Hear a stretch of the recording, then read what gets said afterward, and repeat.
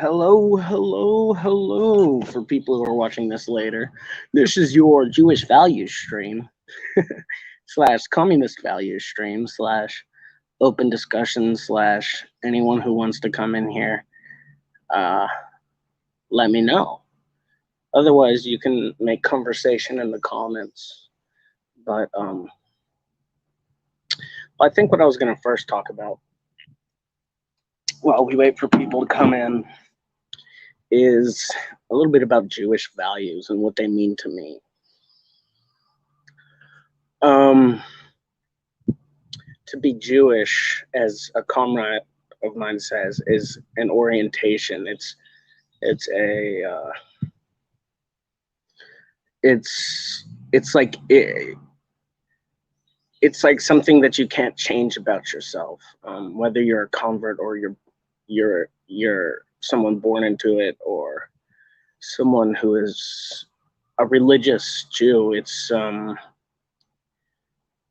orientation, much in the same way that my sexuality is an orientation. It's a way of viewing the world, and it's a way of understanding our place beyond just the materialist sense, which I know a lot of Marxists probably wouldn't like that.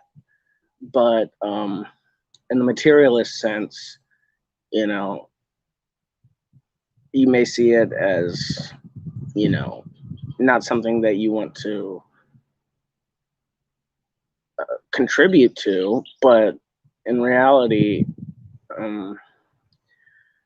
Judaism in itself is much less about belief and much more about the practice that in the way that you carry yourself inside the material world. So this orientation and worldview is very connected to the way we handle ourselves in the material world.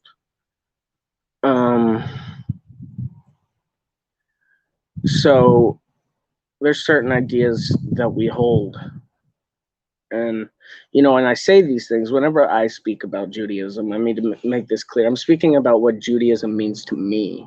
I'm not speaking about what Judaism means for everyone, because that's impossible. There's a saying, you have two Jews and three opinions. And, that sort of harkens to the dialectics of the Talmud. The Talmud is basically, it's a commentary on the oral law given to Moses by Hashem. And it's a commentary by over 2,000 rabbi. And it's not just a commentary on what's happening, but these rabbi are having opposing views, like views that are diametrically opposed to each other, in contradiction to each other. And it's a form of dialectics. Essentially, it's a Socratic dialogue by paper, but it's also a form of dialectics. And what these rabbi did and what the Talmud did, it was really pioneered by the people called the Pharisees. And I know in the West, especially amongst Christians and Goyim, whenever you hear Pharisee, you think of the priestly class of Jews that was opposed to Jesus and had Jesus killed, which is a complete fabrication. The Jews didn't have Jesus killed, the Romans did. Did the Pharisees say that he wasn't the Mashiach? Yeah, of course they did, because he failed by Jewish law to live up to the requirements of the Mashiach. He did not bring the Messianic age. He did not accomplish his task. So he cannot be the Mashiach. But that being said, Jesus himself was a Pharisee. And they say, this is very typical amongst communists. They say that you're very critical of those that you're most close to. And the same with me. I'm most critical of my fellow comrades because I want them to do better. Well, it's the same in the Bible. Why was Jesus speaking out against the Pharisees so much? Because he was a Pharisee. He was a part of the proto-rabbinic tradition, and that proto-rabbinic tradition is what were the people who started, you know, who were the foundations for the Talmud, the dialectics of the Talmud, and later modern rabbinic tradition that, you know, most people understand Judaism through today, which wasn't for the most of our history. That was not how Judaism was understood through rabbinic tradition. Not at all. Rabbinic tradition is a development, and that's another thing about Judaism, is that it develops over time, and it's almost in motion, just like history is. But also we have our traditions that we keep as well.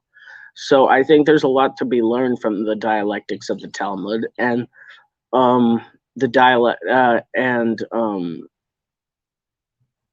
the sort of worldview and values that Judaism, as I understand it, brings to things, as opposed to the more Christian-centered values, which threatens you with hell and says you must believe, you must believe, you must believe. And then if you accept Jesus as your savior, you're saved. Ta-da. It's not what Judaism is about. Judaism is about doing tshuva. It's about preparing. It's about uplifting the people in your community. It's about building towards a better world. Yes, we expect the messianic times, but is the Messiah going to be, the Mashiach going to be a man, or is it going to be an age? I don't know. I suspect it may be something like communism. But I think that's irrelevant given how we should be carrying ourselves. And one thing that disgusts me more than anything is my understanding of Judaism and my understanding of Jewish values, and I see the state of Israel killing people in the name of that faith. I think you're not following what you were taught. You're committing sins against Hashem, and you're not doing tshuva. What you're doing is you're just doubling down on it. This is a plight. This is a curse. It's a cancer on the Western Asia. You know, Israel's a cancer on the Western Asia. Hey, weird commie. How you doing? Do you want to come on stream and talk? Just gonna invite. Oops. I think I got it. But yeah, so whenever you see things like Zionism that goes against everything you're ever taught about Judaism, it's kind of, give me a few minutes. I need to charge my phone for a bit. Awesome. So we're going to have a comrade come on. We're going to talk probably a little bit about Polish affairs, which will be cool. So what I was saying is that I feel like the orientation of Jewish values should naturally trend towards justice, the left, communism, but you see it in this disgusting form of Zionism, and I don't see that as Judaism in the slightest. I see it as a bastardization. I see it as a heresy. I see it as a disgusting stain on our history. This is literally the most grievous crime that our people have ever committed in the name of our faith. And we have to acknowledge that as Jews, but we have to also let people know that this is not what our faith is about. Zionism is not what Judaism is about, not in the slightest. It is not our position to even try in the material world to go over there and plant our feet and to try to bring on the messianic age ourselves. That's not how it works. That's not how this is happening. Now, you can take snippets of it out of context and maybe interpret it that way, and that's what a lot of Zionists do. But I've said this once and I say this again. Any rabbi worth their salt, any Jew who knows a lick about Judaism cannot, in good faith, justify Zionism. And so it's just so fucking frustrating, you know, that they're using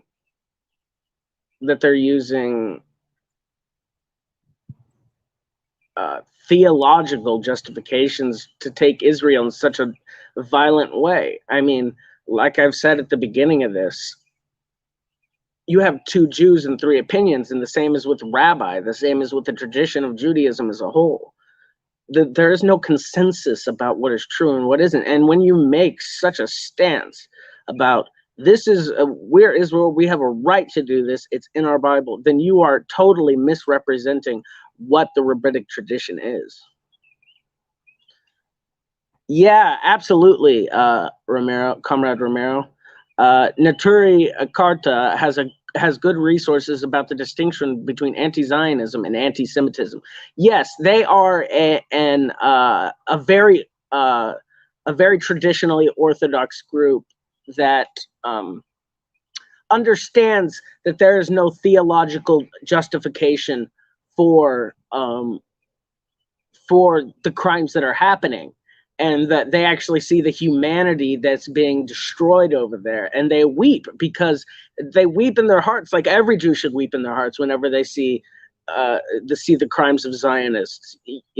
They know that Hashem condemns such behavior, and they know that this is against everything they've ever learned in their Talmudic studies in the shul, everything that they've learned studying the Tanakh, even their looks into the Mishnah, which is a whole different ballgame. Nothing in there can justify what has been done. And these people understand that, and they're using their position and their knowledge of Jewishness and Jewish history and what it means to be a Jew to combat that. And there's nothing more that you can do as a Jew to combat Zionism than what they do, you know. And the Bundist movement as well, people like Comrade Net and Dr. Abraham Weisfeld. These people are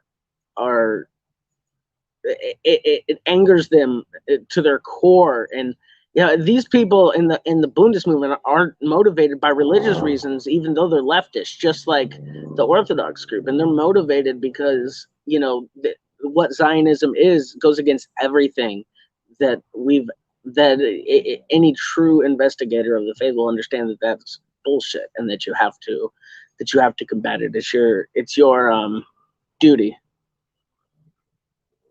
I just saw my dog. I got excited. I think my dogs heard me talking about Zionism and got worked up. But yeah, I think it's important for us to hold on a second.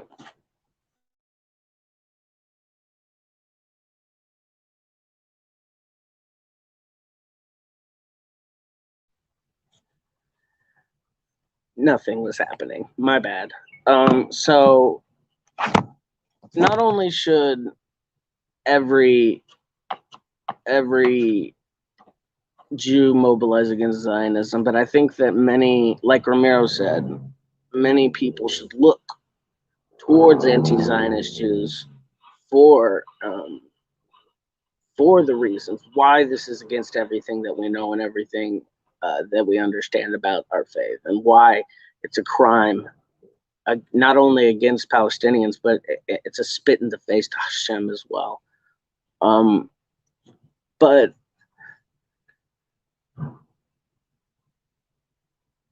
I think what's most important now is that after the ceasefire, and you can still see the violence going on, that we have to keep putting pressure on Israel. We have to keep being loud about Zionism. There was mass uprisings across the world in support of the Palestinian people, and we need to be a part of that as well. We need to continue the pressure until Israel does not exist anymore. Israel has no right to exist. Zero right to exist. Israel can only be restored by God, and these people are not God. They're war criminals. They're child murderers. They're genocide committers. They're apartheid jailmen. They are the worst of the worst, the scum of the earth. And anyone who doesn't acknowledge that Zionism is just bottom of the barrel, terrible, mass murdering bullshit, then they need to sit down and have a few talks with Jews who understand the situation. can tell them how it is, or Mizrahi Jews, which are Arab Jews, can tell them how it is, or maybe some Ethiopian Jews can tell them how it is, or how some Yemeni Jews, or Syrian Jews, or Lebanese Jews can tell them how it is, Jordanian Jews. Ask them. Because I'll tell you this now, Israel does not care about Jews. They care about white supremacy. The Ashkenazi people, while they do have blood in them from their ancestors of the diaspora out of Judea, they have very much integrated their genetics in Central and Eastern Europe with white people. Now, of course, they still have that Semitic blood in them, but they're also very much European, and their families lived there for generations, sometimes centuries, sometimes over 1,000 years. And I mean, you have people who grew up their whole lives in New York City going and settling in homes in the West Bank, like Brooklyn couples. What is that? That isn't your birthright. Not at all. That is not what the Messianic times mean. If the Messianic times meant displacing and committing genocide and stealing land from people, that I would never ever be a Jew. But that's not what it is, and that's why. And of course, it can't be carried out by these mere humans. What's up? Just having an open stream discussion for anyone who wants to join or come in and talk. So let me get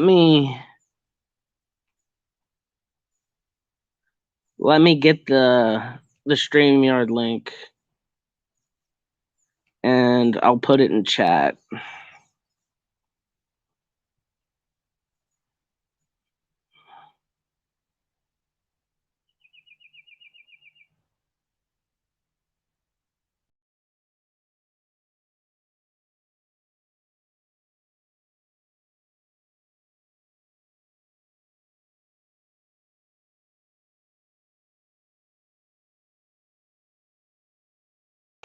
Of course I did that. I'm so sorry. I have no idea what I'm doing. I'm doing it on a phone, so it's really StreamYard can be wonky. But anyway, I'm gonna put a link to the StreamYard.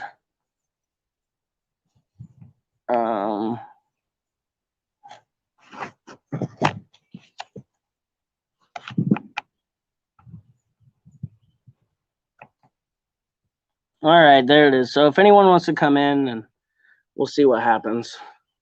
But yeah, I was just finishing up a little tangent before I accidentally went away. A little tangent about Jewish values and how Zionism runs diametrically opposed to Jewish values.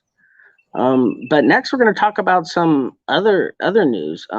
Right now, the Syrian presidential elections are going on. Like a week or so before, the diaspora and the refugees from the war voted from abroad and had their ballots come in. And just today in Syria, everyone went to the polls.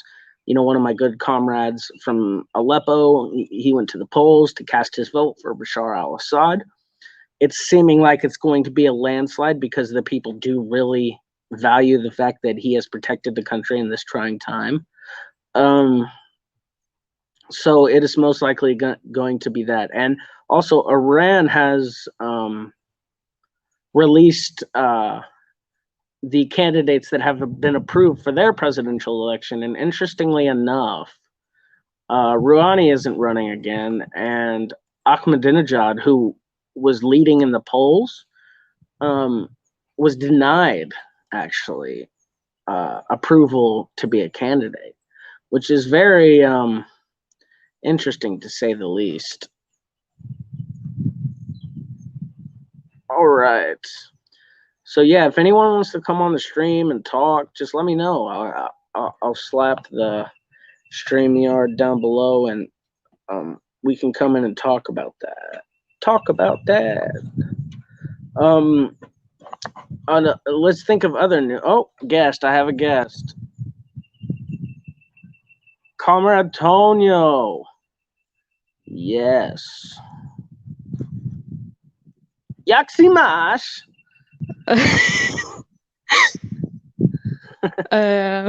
I'm exhausted as always, but today I can go back on my meds, so I'm less sad than usual. That's great.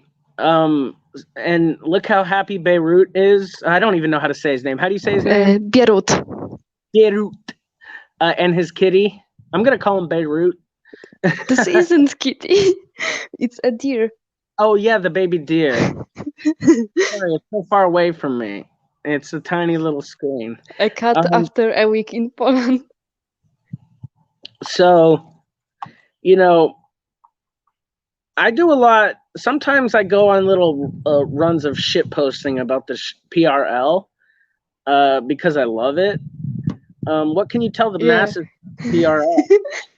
It is great. I will just quote, like in Poland there is a famous boomer who talks about PRL, and he says that there was no homeless people, there was free housing, everyone had a job, everyone had education, everyone had vacation, everyone had a dignity and a right to live. So that's great to sum it up. And who was, for people who don't know, who is that person in your profile pic? So it's Bolesław Bierut. He was the first leader of PRL, and it was established soon after the Second World War ended.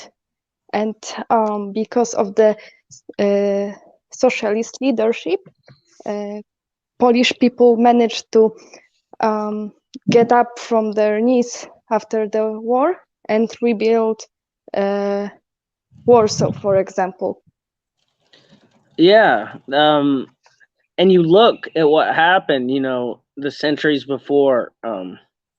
Poland is, since the end of the Polish-Lithuanian Commonwealth, Poland had been cut up and traded between superpowers, between Austria, Prussia, and Russia, and all these different superpowers. And it wasn't until after the war, when the country was liberated by socialists and communists, that any sort of, you know, national sovereignty and dignity. Well, actually, in 1980, Poland became independent for 20 years, but we had a right-wing government.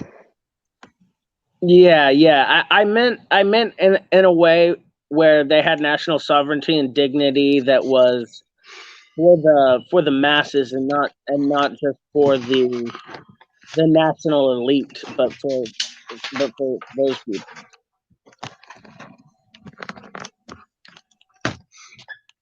And PRL has a lot of great history to it, and a lot of good internationalism supporting independence movements from across the colonized world, sending weapons to freedom fighters, you know, not only building socialism in one country, but helping build socialism with their neighbors and cooperating with their allies on technological and levels, and sending resources to each other in a mutual, and sort of a mutual growth.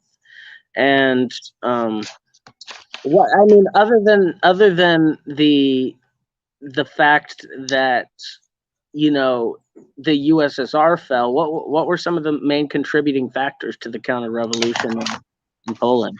Sorry. Well, to be honest, I have started studying PRL history recently, because before I had different political views and I didn't really care about it. Like, I'm new to communism. Okay. Well, maybe we can have a look into one of these streams and have a deep dive into, the PRL and what happened. Yeah. Tommaso, do you have any crazy Italian revolutionaries to talk about today? You're muted, comrade. You're muted. You probably never heard of Giovanni Pesce. I don't know if you probably don't know it.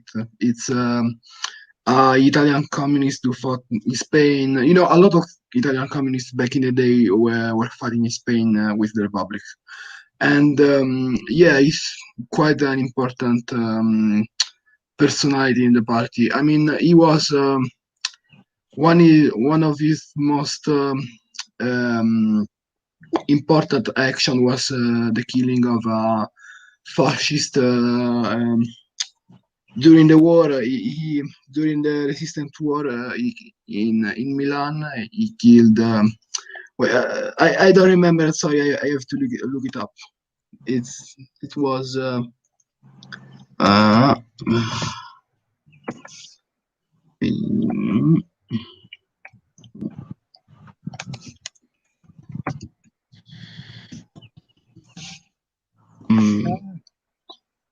Also, don't vape, kids. This is just from a bad habit of mine. It's very bad for you. Don't do it. What? I'm telling the children not to vape. Oh. Don't do as I do. Do as I say. He killed the member of the this guy. That was the chief of the autonomous mobile legion Ettore Muti, the fascist squad, and he killed their leaders. And this guy who was killed, he was responsible for the deportation of 63 workers and employers of a plane factory. So yeah, this guy was this fascist guy was not. I mean, he was a criminal, a war criminal. Yeah. Kind of a part of that corporatist syndicalist structure of the ruling class in Italy during the fascist times. The people over the industries that were a part of the corporatist state that Mussolini had established. Let me be absolutely clear. Absolutely, corporativism is a pile of shit. Like literally, it's not. There is nothing good about corporativism. It's just capitalism with extra step. Yeah. I agree. It's not a good system, but it's sort of it's sort of openly married the ruling classes desires with the state's desires, which is sort of like one of the most representing factors of a fascist state is if the corporations are openly governing with the state.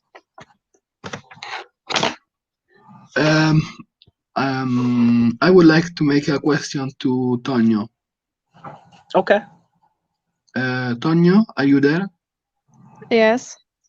Can you explain us the reason behind your name? I was just curious. Okay. So there are two reasons. First, Facebook was like, change your name or you will get banned. And the second is like, in Poland, fascists browse the internet and they try to find leftist people and dox them and find them and do harm to them.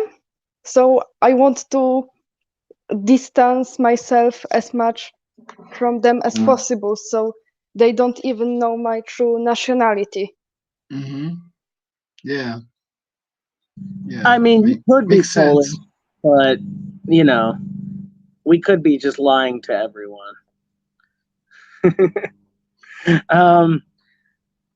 Tonio, so remember last time I jokingly talked about the horny rioters, but you were serious. Yes.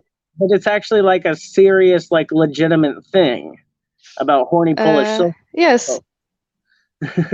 So, and in like the interwar period and during the Second World War, socialist poets who were also Jewish liked trolling anti-Semites. Like there is this poem like, to this fascist who's barking at me, let me tell you, I would say a dog should fuck you, but I don't want the dog to feel sorry or something. Oh my gosh, that's so based. And you know, to give perspective to the time of these early Polish socialist writers, this was at, you know, between the 1880s and into the 1940s, like anti-Semitism was just so prevalent all across Europe. It was like the default for the Goyim to be anti-Semites at that time. And so that in and of itself is like subversive, just to talk shit and defend Jews. Yeah, there was this artist, Maria Konopnicka. She was a lesbian who, like, with her literature, tried to fight anti-Semitism and capitalism. Amazing. And you know, there's a reason why the original Jewish Labor Bund was, you know, focused in places like Poland and Lithuania, Belarus, Western Russia, Western Ukraine. So, you know, it was in direct reaction to anti-Semitism, and also them being socialist along with it. But it was it was the left-wing Jews' response to the rampant anti-Semitism of the time. And so that's kind of interesting. And Poland was one of the hot spots for the Bund. Yes, like they were very important in 1905 revolution. Yeah, that's right. The 1905 revolution, they were right there. And you know, at that time, the left-wing forces, you know, like the Social Democratic Party, the Social Democratic Labor Party of the Russian Empire, which was still at that time united, Mensheviks and Bolsheviks. And you had like the left Estars and the Narodniks and the cadet liberals and all these people. It was ill-timed, though, as we know. And as much as I hate Leon Trotsky, his writing about 1905, his book 1905, gives some really good insight to what happened in 1905, because you know he was elected the leader of the Petrograd Soviet at that and that was later on, but he was elected the leader of one of the local something in Petrograd during 1905. So he was influential at that time. And you know, he is a good military leader, not a great one like the Trots like to put it, but you know, he was out there, you know, fighting with a broad front. But at the time, Trotsky also wasn't, you know, a Bolshevik or anything. He was actually, you know, flirting with the cadets at the time. So it's interesting to see. But that point in history gave the Bolsheviks the lessons they needed going into 1917. I don't know about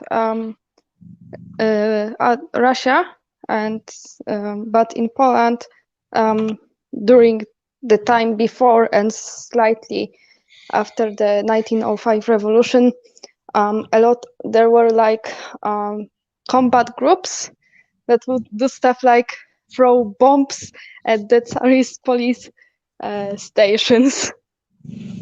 Wow, some propaganda of the deed stuff. Well, I mean, I guess if they're actually attacking police stations, that's actually like like Stefan Oksheya threw a bomb. Oh, or yeah. they would try to steal trains during the war between Russia and Japan.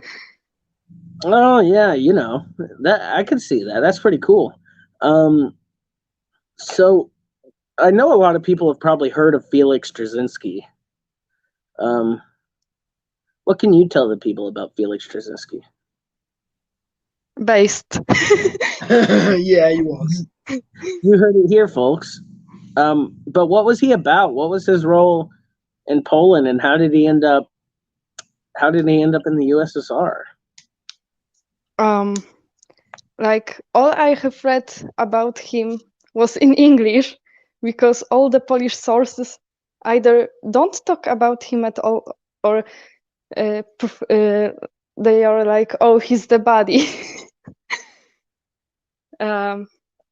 But I remember mostly the stuff when he was in Czechia. But before, from what I remember, he spent a lot of his time in prison. Yeah, that's true. Italian Comunista. Yeah, tell me. I want to ask you about everyone's favorite left communist from Italy. Gramsci. I know. I know you're. No. Everyone's favorite left communist. Oh, I'm sorry, I didn't hear. Bordiga? Yes, no. Bordiga. I mean, I don't know much about that guy. I mean, he was. I mean, I have one reason to not like him. I mean, back in the was like 1921. I don't remember probably. He was opposed to resistance against the black shirts. He was one of the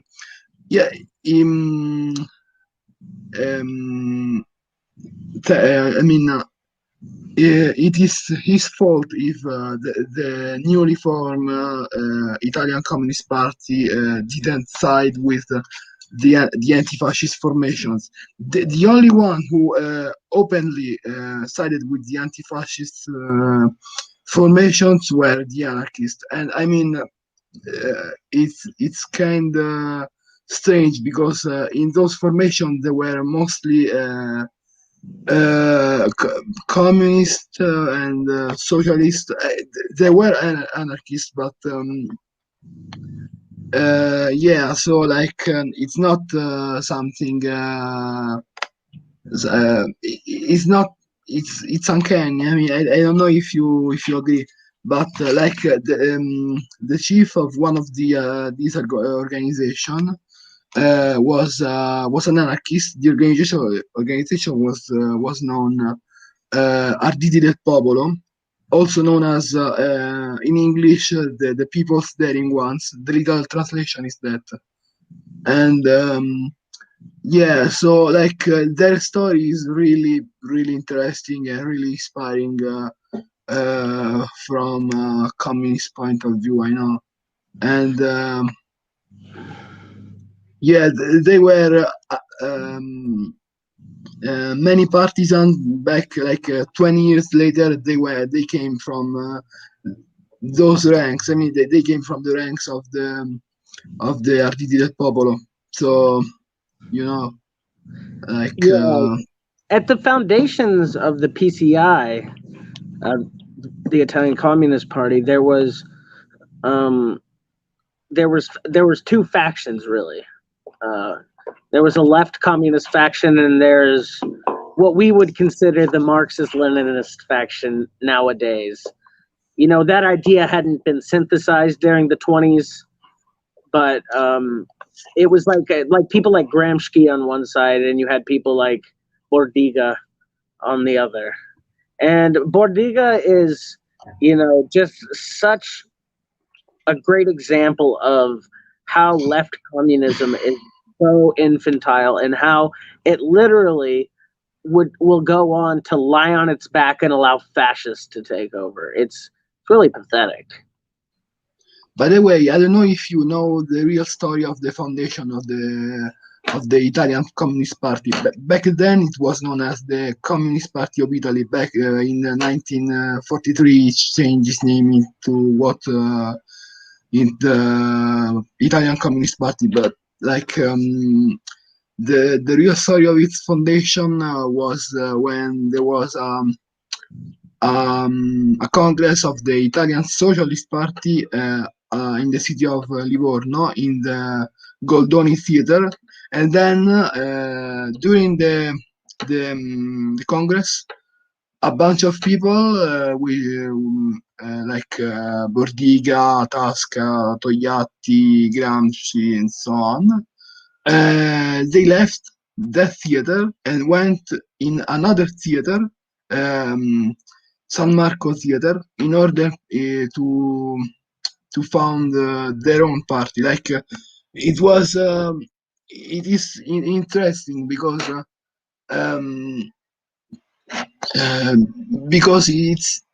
it's real. I mean, it's a real story. It's I don't know if you can understand what I say. Like it's something I could have seen. It's something realistic. I don't know if you. Yeah, and funny enough, that's almost the exact story of the founding of the Communist Party of America that later turned into the Communist Party USA. It's almost the exact same story. Yeah, really?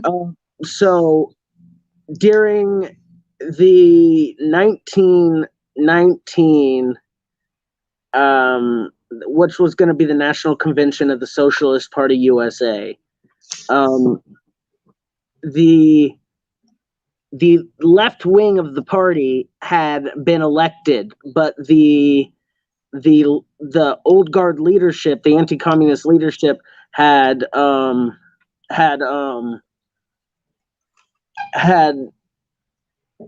the old guard leadership had let me get my wits about me, had blocked them out, had not allowed them to come into the convention, and blocked them out because they didn't want to, because a lot of these people like John Reed, who was one of the founders, these people had gone to Russia during the Bolshevik Revolution and saw that, and were bringing back and supporting those ideas, and they didn't like that. So what happened is they went into the basement of that building and they founded the Communist Party of America. And at the same time, there was another party founded mostly by immigrants, around this one Italian American immigrant, and they founded the Communist Labor Party. And what had happened was that John Reed went to the USSR, and the Comintern said leave, and Stalin and the Comintern said leave, don't come back. Or Lenin and the Comintern, this was before Stalin, had said leave, don't come back until you have united your communist movement into one party. And so then that's when the CPUSA was founded. Later that year in 1919, and has been a party ever since. But yeah, it's sort of the same thing that happened. It was the split in the Second International when Lenin proclaimed his idea of the 21 points of the Third International. Yeah. By the way, if you want to know what I think Bordiga should have stick with those fucking lasagne. Like he died because he ate too much lasagna. Basically, the reason is that he was a Garfield. Basically. Person edition. Lasagna are good, but I won't die for them. Well, There that's are just these memes that the last thing you read will kill you. What is it? And the guy read Garfield.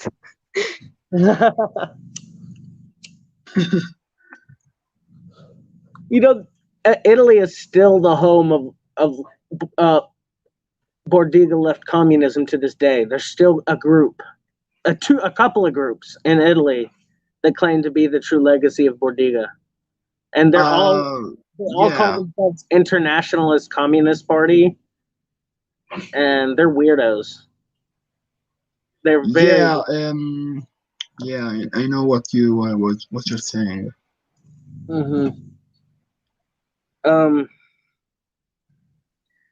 Syndicalism, anarcho-syndicalism was really big in Italy.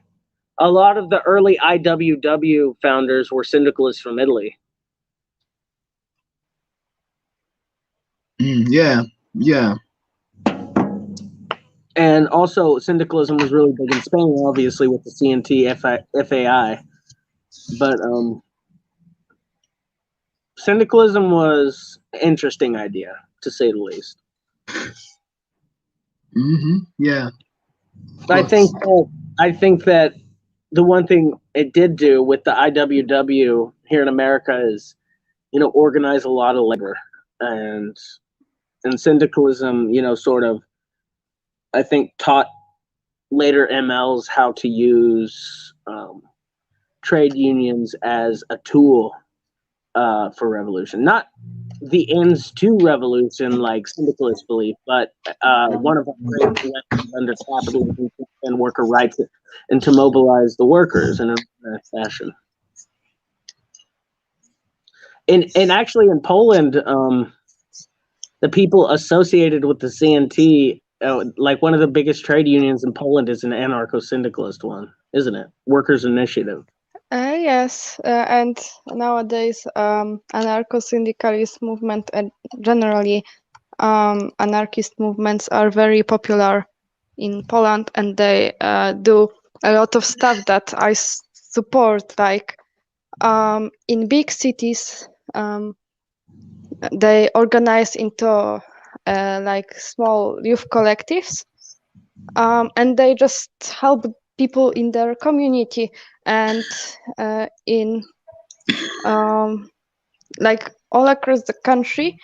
During winter, they do stuff like feed the homeless people, which is nice. I really like. And the anarchist Black Cross is very active in Poland, and they help a lot of people. Yeah, that's great. I really appreciate what I appreciate about anarchists, modern anarchists specifically, because you can't really say this about the anarchists of the 20th century. They really fucked up a lot, but modern anarchists, and I'm not talking about the online ones that just trash socialism and are just radical liberals pretending to be them.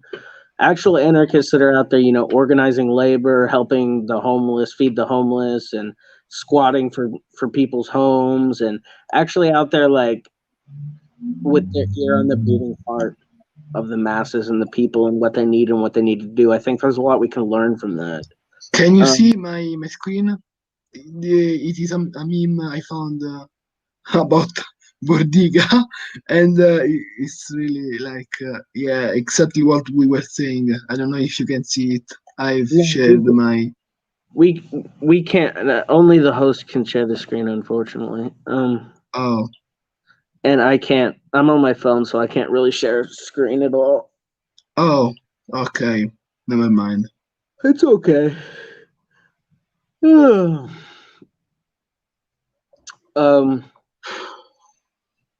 Geez, I need more caffeine. That's for sure. Come on, you gotta mute those burps, my man. Mikey, what? Tonio. Yeah, sorry, when I heard about the birds, my phone dropped. What I was gonna what I was going to ask you is to, I mean, sort of go into modern Poland and how right wing it is and how it's fucked everything up and how bad shit is. I don't know where to start. Like, honestly, if I were to like prepare for this, Yeah. gather all the material, this live stream would never end. Yeah, that's a fact. That's a fact. I mean, Poland has been ravaged by the right wing. And, you know, and people think it started when the PiS party got elected. That's just the most recent stage of it. It started with Solidarity. Yeah, it started in, I think, like, it was really big in the 90s, like, and very violent. Oh, yeah. Post PRL times. This is, you know, when Solidarity. Yeah, the first years, the so-called transformation period. Which was really a transformation into a hellscape, neoliberal hellscape, and a pillaging of the people's industry, the pillaging of the people's assets, and the pillaging of the country's resources. And now it's just another pawn in Western imperialism. But they think that Yes. their themselves are powerful on their own, but they're wrong. They need us. Yeah, we are economically dependent on European Union and United States. And you know, it's so disgusting to see where Poland is today after the amazing accomplishments of the Polish People's Republic. And I just like you say it yourself, like, well, the old people in your country just say how life was better under the PRL, right? Yes. And you know, and you look at and you go to Russia and these other places and you see people go over there all the time and ask. Well, you know, even some old people I know who are right wing, extremely right wing, like my father, they speak well of the PRL as well. Because they recognize it. I think what these people have turned to reaction, what they're striving for, what they're looking for, is something that was lost from the PRL. And I think one of those major things that was lost was the patriotism, the red patriotism of the PRL, not nationalism. Yes, and not some fake nationalist, like victim mentality and creating false enemies just to turn people's attention away from the problems of the system we are in. Yeah, and you know, that's a classic right-wing tactic to make an enemy the other.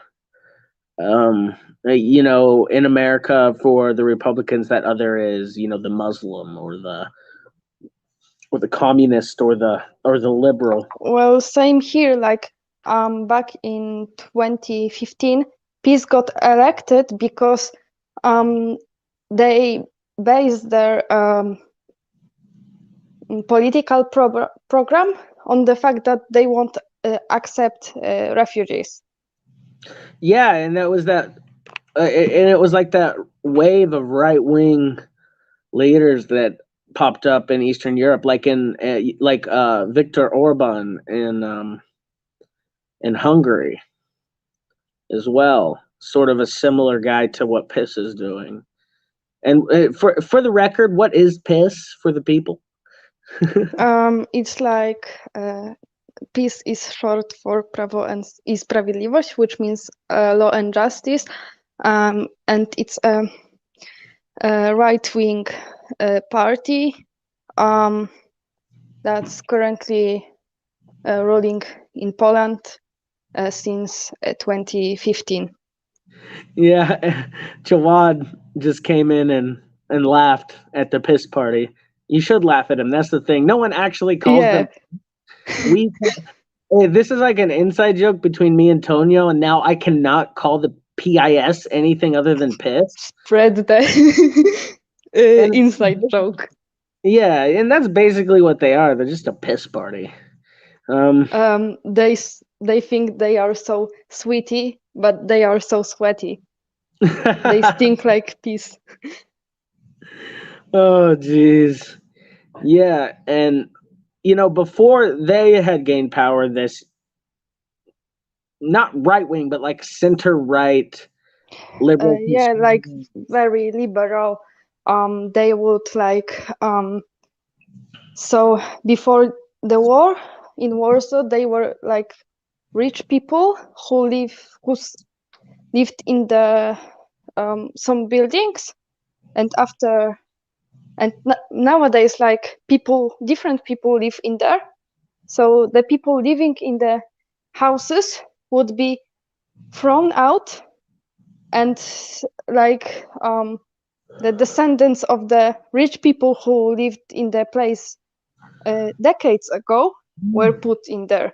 And there was this activist, Jolanta Brzeska, and like Civic Platform, which ruled back then, burned her alive for protesting for housing rights. Yeah, so that sort of gives you an idea of the liberal faction of of Polish politics, just to let you know how right wing and demented and violent the place was after the fall of the PRL. Yeah, it's when it comes to elections, it's really like it's not a two-party system in theory, but in practice, like people elect and think that it's either Civic Platform or PiS, and that there is no alternative. Right, and what are the left alternatives? You have the Communist Party, the PKK, who is so deep into anti-Semitism. They are like phobia and shit. Just nostalgic boomers. Yeah, just nostalgic boomers with anti-Semitic traits. And some of them are like they don't believe in the pandemic. Yeah. So these people are just fucking boomers stuck in the past, complete dogmatists. You have the Polish Socialist Party, the PSS. Well, it's like social democrat, really. Yeah. They are just like a younger version of the bigger leftist social democratic parties like Together or the Left. Yeah, Razem, which is Together, this social progressive, socially liberal, social democrats. And then you have like the Democratic Left, which is like the class. And there is the Spring Party, which is basically they are capitalist, but their leader is gay, so they pretend to be cool. And because the leader is gay, right-wing people think that it's a communist party. Yeah. It's this sort of reminds me of how people perceive communists in this like sort of ridiculous way. And then you have Michael's party. What can you tell us about the new Polish Workers' Party? Michael, I didn't know. So, there was this drama with the new Michael's party. He wanted it to be like the good old PRL Workers' Party, but he said the manifesto said that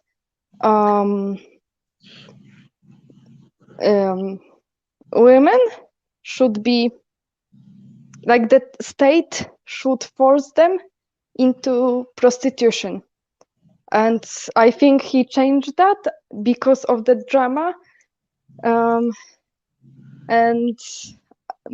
I don't know, like the drama has been quiet since then. Yeah, because he's been reaching out to a lot of people. Michael is not treated seriously in Poland. He's like, oh, the crazy guy who sings in his toilet.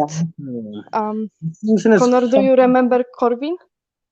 The old fascist guy who rapped against socialism? Oh yeah. So Michael is called the Corvin of the left here. Oh my God. All I knew him for before I saw that he started making English content was for going on rants about the PRL and Stalin in his bathroom in Poland. But I didn't understand. All I understood was PRL. He has some really old videos where he's drunk and singing for Lenin or something.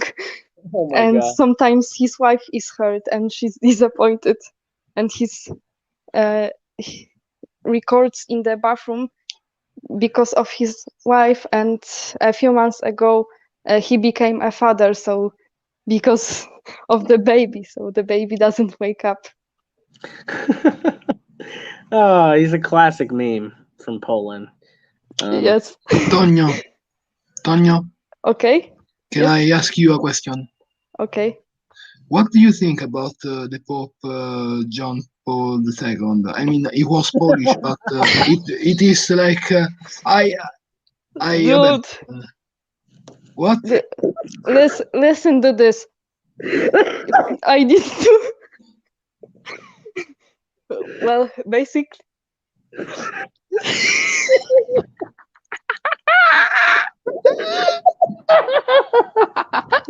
I'm sorry, there's so many jokes right now.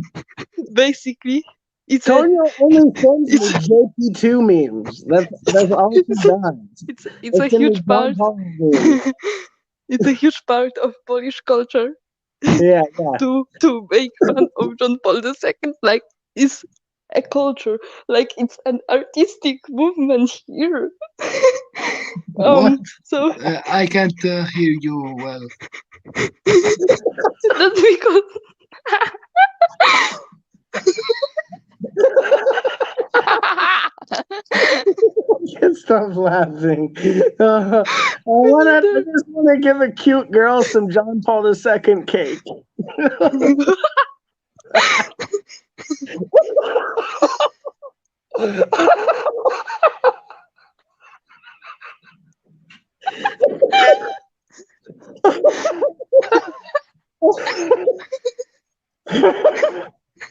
Okay, sorry. JP2 lived in his city for a while, so answer his question.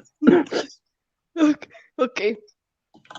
And first of all, to be serious, sorry for the voice, it's from laughing.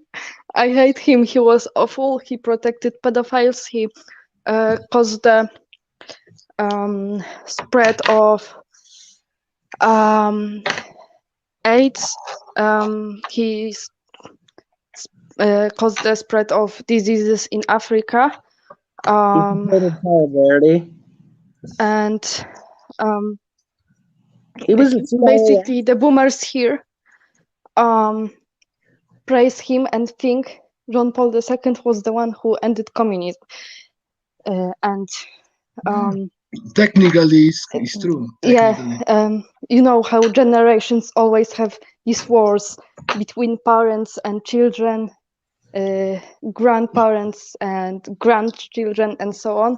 And it probably, teenagers being edgy, Pope probably wanted to make some edgy jokes, and that's how the movement that makes fun of John Paul II started. Oh, and, okay. It grew as a big thing. It died slightly in the early 2010s, but in recent years it has a renaissance, I would say.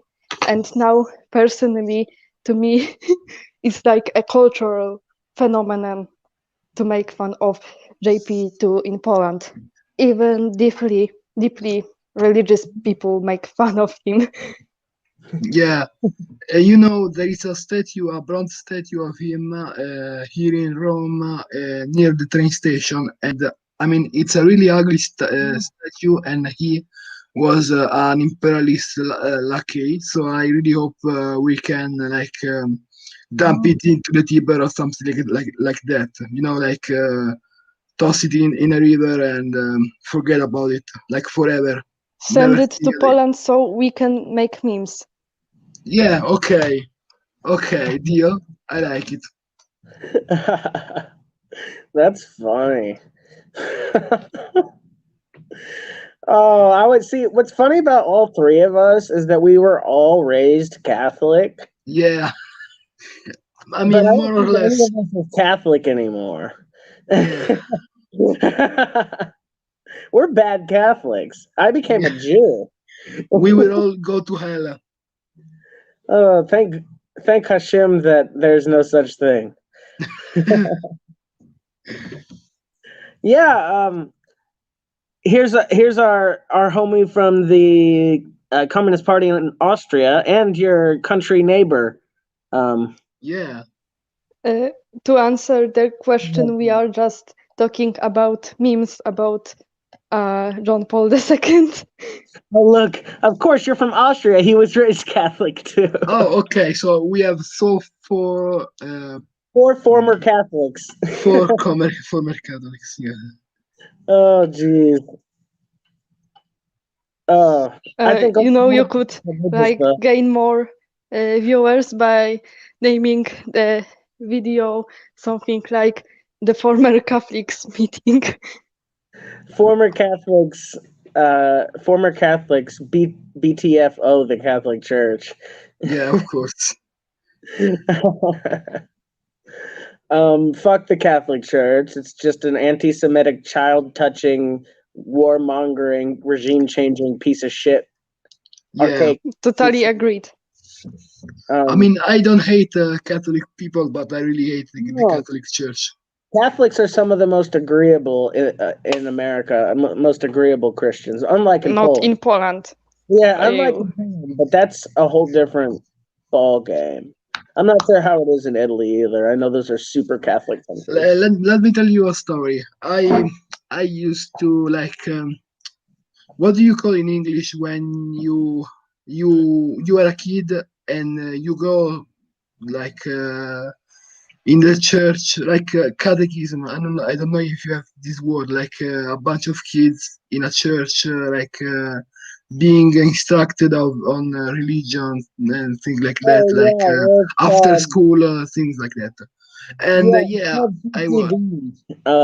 It stands for some sort of super Latin word, but the acronym for it was CCD. It was classes for about theology and stuff for kids. Yeah, so in Poland we have this at school. Yeah, so one day the priest, I don't remember exactly who, distributed anti-abortion flyers to us and someone else, I don't remember. And a couple of days after, my mom, that beautiful woman that is my mom, she went to the priest and confronted him face to face because my mom is kind of a feminist. I mean, I want she's not an activist, but she has this kind of views on women, and she has her mom, my grandmother was I don't remember had an abortion. I don't remember if she was forced to have one or if it happens, but it happened as an incident. But my mom confronted that priest and said I don't want to see any more things like that in my child's bag.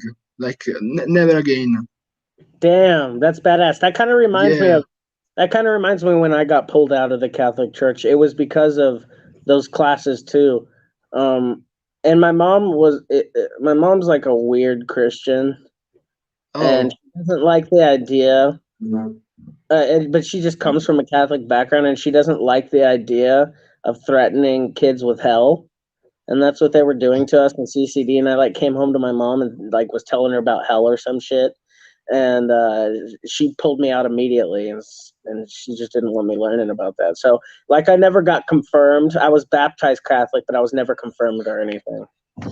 So I have a funny story about confirmation, if I can talk about it. yeah, go ahead. Yeah, of course.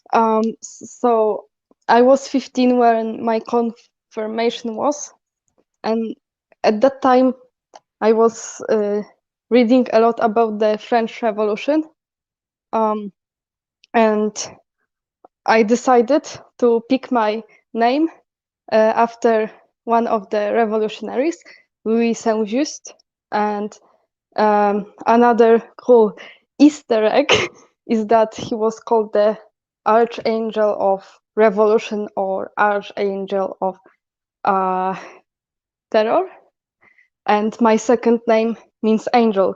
So my second and third name are Angel Louis. And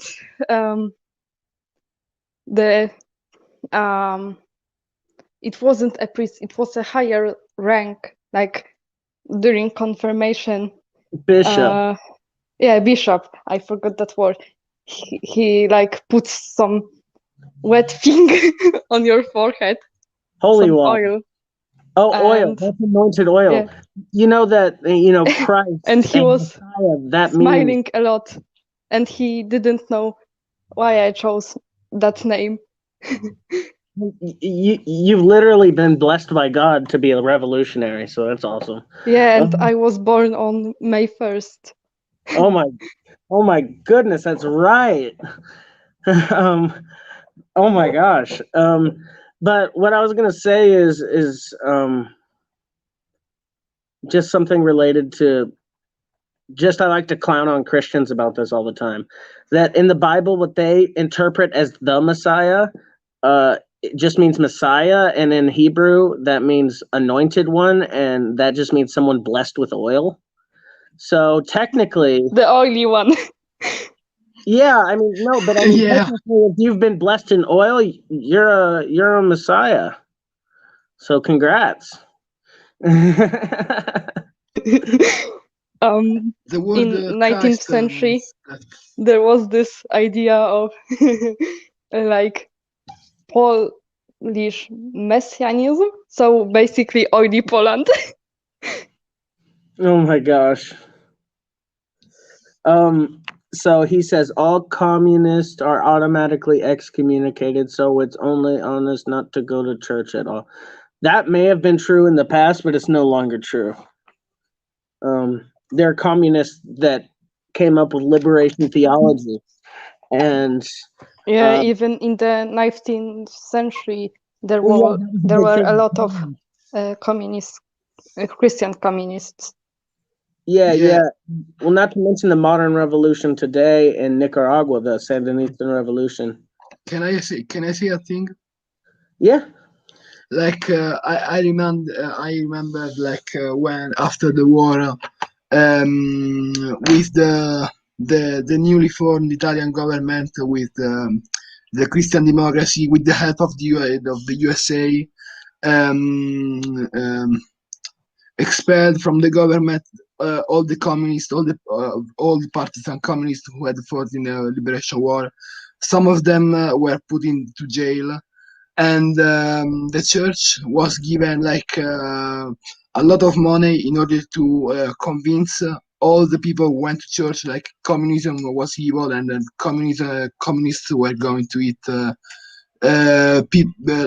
babies or thing. I mean bullshit like that. And yeah, they used like look at the state atheism in the USSR. Yeah. It lasted only for a very short amount of time, by the way, and was stopped. Yeah. And they say communists are godless. They're godless. Look at this. Look what Karl Marx said. Religion is the opium of the people. Totally. Yeah, out of context. Yeah, totally out of context. And the legacy of this is still, visible today. And yes, here, but it's evangelicals, calling us godless homosexuals. And I'm not godless. I may be a gay, but I'm not godless. But there are many religious communists, and there are many Catholic communists. Today in Nicaragua, there are communists running a government that are also Catholics and derive a lot of their ideology from liberation theology. Yeah, that's just a basic little comment. That's not the whole context of the quote, but that's basically what it means, right? Opium of the masses, but when you're injured, opium can help. And at that time, opium can relieve pain. Was the main painkiller. It wasn't, like an illegal substance back then. They didn't synthesize opioids. That was the main painkiller back then. Milk of the poppy. And what Karl Marx goes on to say is that religion gives hope to people's souls in a soul crushing world and things like that. It is the cry of the oppressed person looking for comfort in this society that beats us down so much. And that's sort of what it is. Opium was a medication at the time.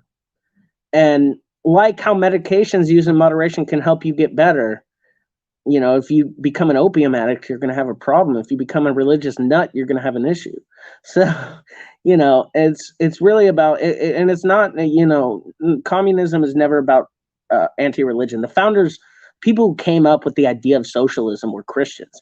The people who merged with England, in England, the section of the Working Men's International that joined up with Karl Marx to create the Communist League, these were Christian socialists. They were Christian socialists. They were talking about God when they were talking. And then Engels and them showed them scientific socialism, and they're like, dope. I'm still Christian and shit, but I like science too. So, the very foundations of socialism and its ideas come from a religious place.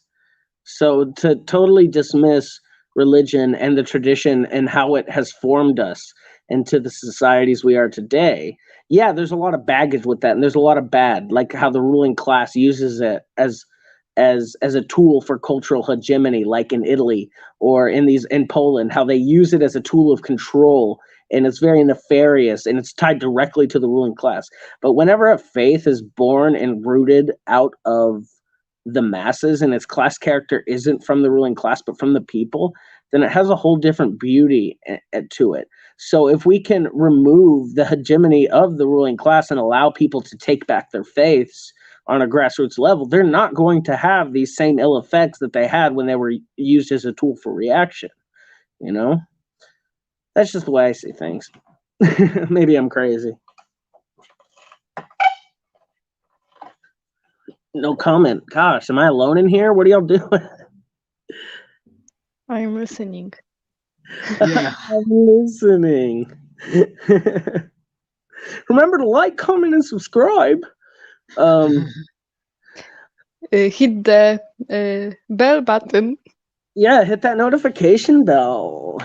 Do it.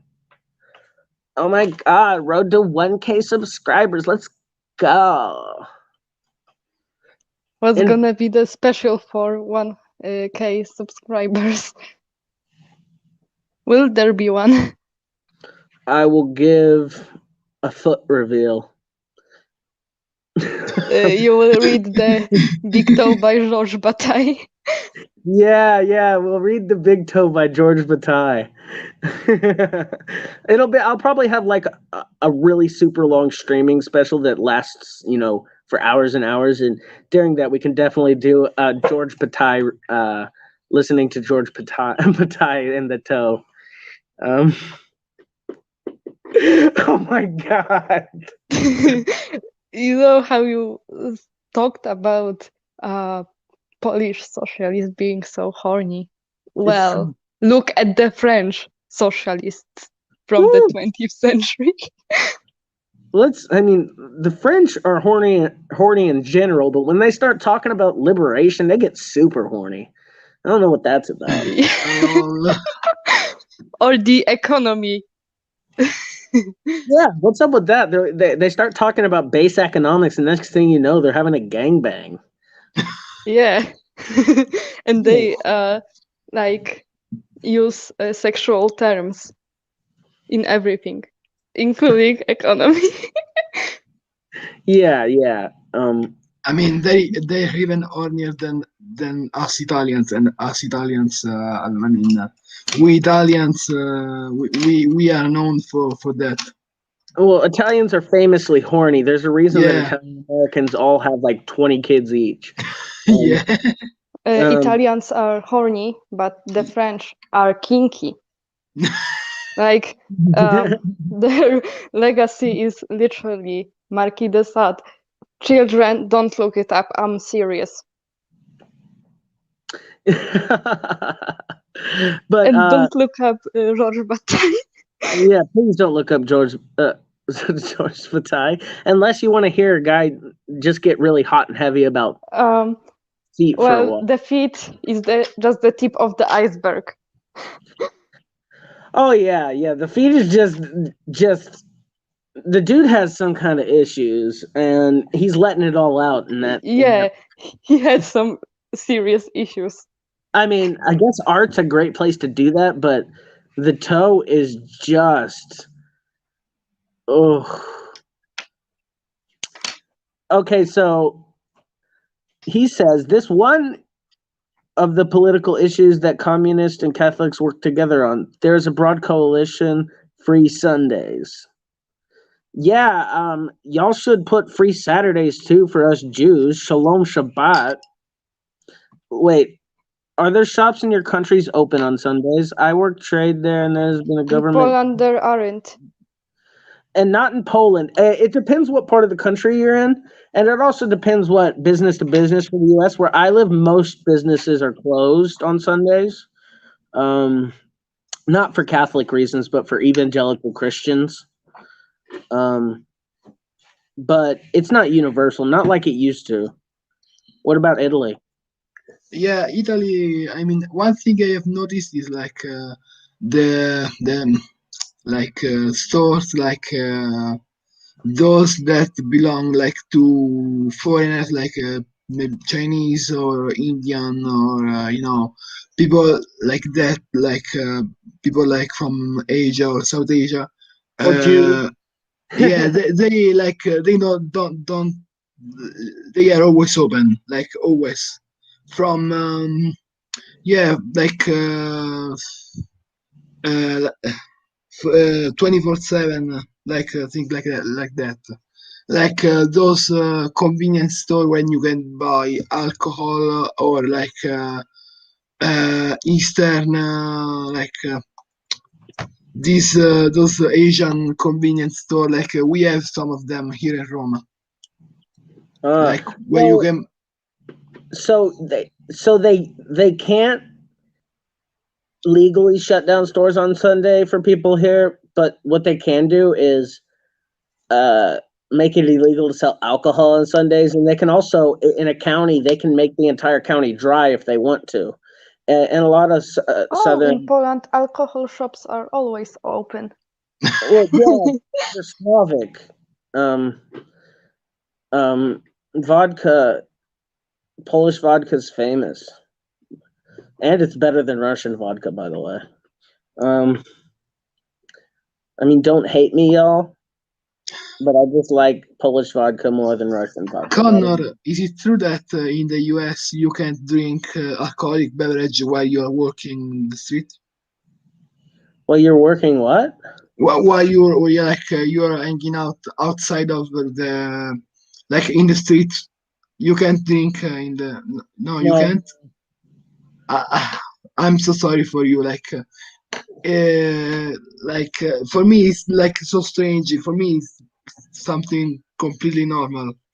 Yeah, in China, it's completely normal for people to just drink in public. It doesn't matter. Here, technically, it's kinda illegal, but people don't care. They're very strict about it here. You'll get thrown in jail for public intoxication if they catch you in drunk in public at all. Like not even if you have alcohol. If you're drunk in public, they can throw you in jail. And like if you are drinking but you are not drunk. That's legal, but not in public. You can't be drinking that in public. Okay. There are some cities like Las Vegas, you're allowed to drink on the strip and stuff. Like there are some places, like in New Orleans, in downtown New Orleans, you can openly drink. They have different laws in different places, especially if it's like a huge tourist party place. They'll change the laws and stuff. But for the most part, yeah, America's very strict on its drinking laws. In Austria, Jewish holidays were also free for Jews, but the EU forbade the state of Austria to do so because it would allegedly be an injustice to other people. Was a legal battle for years. And once again, proof positive that the EU is hot garbage. Leave the EU, it's a good thing. Even if it's reactionaries wanting to do it, at least it'll weaken the imperialist entity that is the EU. Fuck the EU. We don't like the EU in this place. Now, if it was a united socialist Europe, that would be something completely different. But it's not. It ain't. And what the fuck is wrong with Switzerland? What is fucking wrong with those people? They have all those fucking guns. They're hiding in the mountains. They have all that fucking stolen gold from my people that they got from the Nazis. What the fuck is up with Swiss people? What are they doing up there? I don't know. Like I didn't know they still had like the money from the Nazis. Like I didn't know. How did you think they got wealthy? Yeah, that's the reason. Yeah, fuck Switzerland. Fuck their weirdo government. Their weirdo racist government. Liberals love. They're like, oh, but they have like this really democratic referendum system. Yeah, that referendum system, they vote for things like not letting people wear their religious clothing and to keep refugees away and shit. It's always been this place that felt like oh, we're just gonna be elites up here and not bother with your hoo-ha. And they still benefit off war anyway. You know? Like, if anyone thinks that Switzerland didn't come out on top after World War II, they'd be lying. They made tons of money. Yeah, no, and like they completely pass under they are like invisible. No one seems to care about them.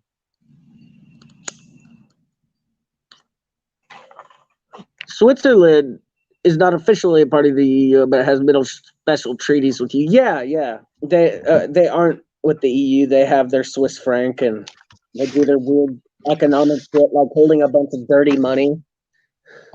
Yeah, I mean, the country to me is just like a bank account for the ruling class. That's all it is. I mean, what else has Switzerland done? What has Switzerland done positive in the modern era? I mean, Mussolini was about to go there. Like when the partisans captured him, he was. Had him too. He was like going up to the border with Switzerland. Then at Dongo, he was captured, and then he was killed by the partisan Walter Audisio, a great hero. I'm just thinking about upside down people. Yeah. It's just a beautiful image. But yeah, Switzerland is a special kind of imperialist nation. They're very nefarious with their neutrality and their economic stuff. And the amount of money in there that is just done by imperialist looting and, genocide gold, which, was the foundation for the most of their gold in the modern era, was from Jewish gold stolen from corpses of Jewish people and stolen from homes and corpses of Jewish people. So, you know, Italy can eat my entire ass until they give reparations to the Jewish people. But you know what? Fuck it. Let's just go fucking do Zionism in Switzerland. They don't need that shit. Let's go. What? Just the French speaking people go to France, the Italian speaking people go to Italy, and the German speaking people go to Germany, and then we'll let the Romansh people stay because they're cool. Yeah. I'm joking, of course. Zionism is whack. Don't do Zionism. Top 10 biggest plot twist. Switzerland no longer neutral. Oh, most media is owned by the boss of the largest party, the right-wing SVP, the Polish People's Party, Sepp Blücher. I imagine that's Blücher.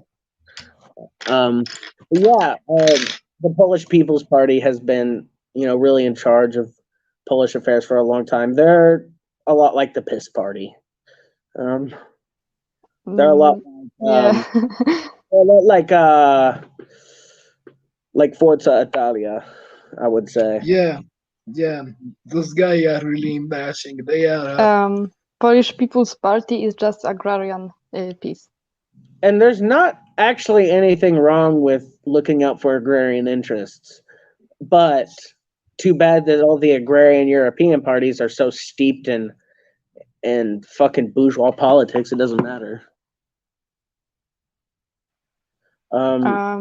In Poland, there is it's right-wing organization, Agro Union, but I love what they are doing. Like they chase PiS politicians with tractors. They throw animal shit at the homes of PiS politicians, and recently they did a potato giveaway in Warsaw. Holy shit, these people sound based. But their views are pretty right-wing. Hey, maybe they are socially conservative. But they supported also the protests for women's rights. Yeah, so I think these people, you know, they may have socially conservative views, but they seem to be fighting for justice generally.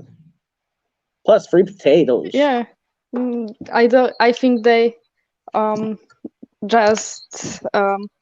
they need the class consciousness. Yeah. If they get it, they will go on the right road.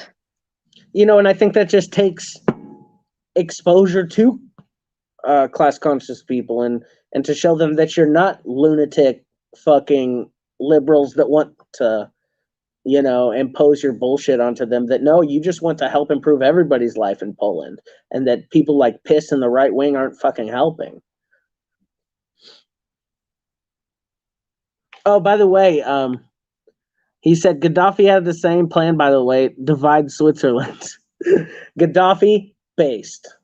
Islamic socialism, based. Can't change my mind. Gaddafi's socialist Jamahiriya is very interesting. That entire philosophy is very interesting. You know, because of the Italians, they had a lot of anti-colonial sentiment, of course. And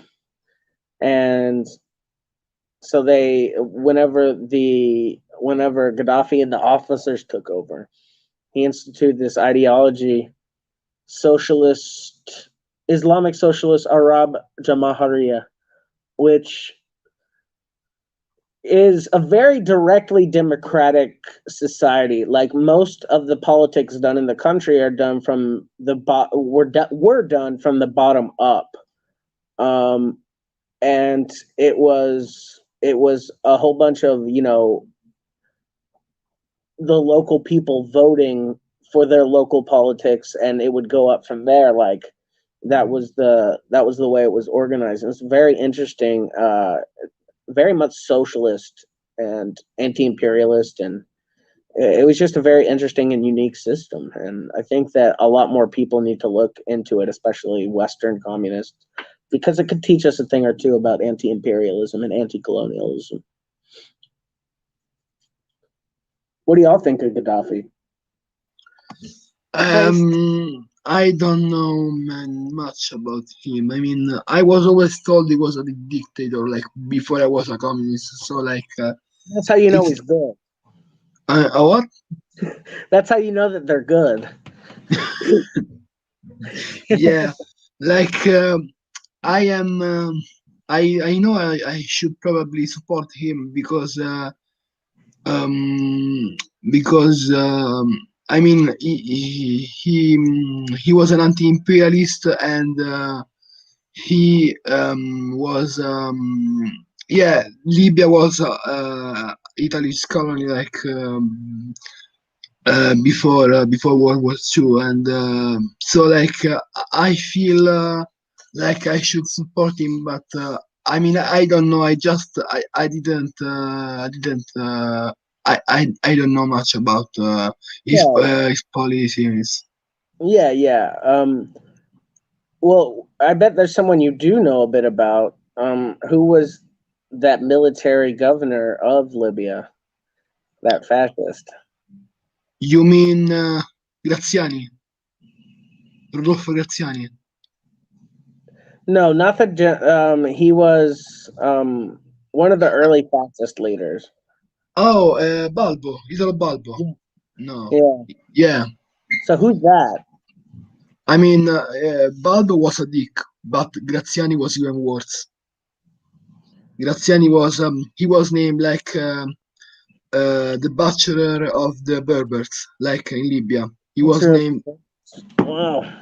Yeah, he was named like that because and that's only what he did in Libya. When during the Ethiopian War, he did even worse. Jeez.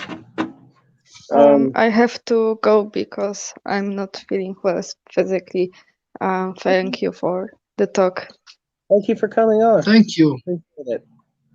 Talk to you soon. Maybe I can go back later if the live stream will continue. Okay, yeah. See you later. See you later. So, yeah. Hey, Invertler. What should I call you? I'm trying to say his name. This guy's name. Oh. He's Austrian. He comments a lot and he's on the stream. If he wants to come in, I want to see if he wants to come in here. Well, comment if you wanna come on and talk, because I'd like for you to talk about the Austrian Communist Party and why you stuck with them instead of going to something like the Labor Party or something like that, or the Party of Labor, whatever they're called, the more ultra leftist tendency within Austria. So so according to you, comrade, there's no real good Communist Party in Italy, huh? What?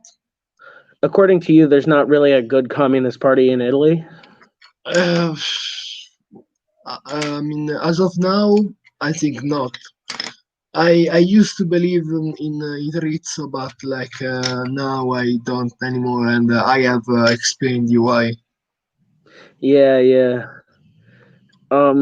That's sad to see because they were seemingly getting popular. Yeah, I mean, he had much potential, but over 100,000 votes in the last election. You know? What? Yeah. I didn't hear what you said. Over 100,000 votes in the last national election. Yeah. That's huge. Yeah. I mean, for a communist party, yeah, it's that was huge. Founded in 2005. Yeah. No, wait. Or 2009, I should say. 2009. I don't even know how I know that. It was probably I probably told you like a long time ago. I read about communist parties all the time too, like a dork. Yeah. Yeah. But this has been. Do you want to say anything else? Because I think we're coming to the end of this one. No. Do you want to ask me something, or I mean, do you want to tell me something about anything? Oh, I think for now, I just did this because I was going to do a stream today with someone else, but it got delayed by a week. So I just decided to give a little bit of content for anyone who was itching for something new. Okay. Yeah, but for now, I think I'm gonna go. If y'all like this, like, comment, and subscribe. And if you have any questions for Comrade Tonio from Poland or Italian communist here that you want answered, and next time they're on stream, leave some comments, and I'll be sure to ask them. We'll be sure to ask them on stream for you. Anyway, solidarity, y'all, and have a good one.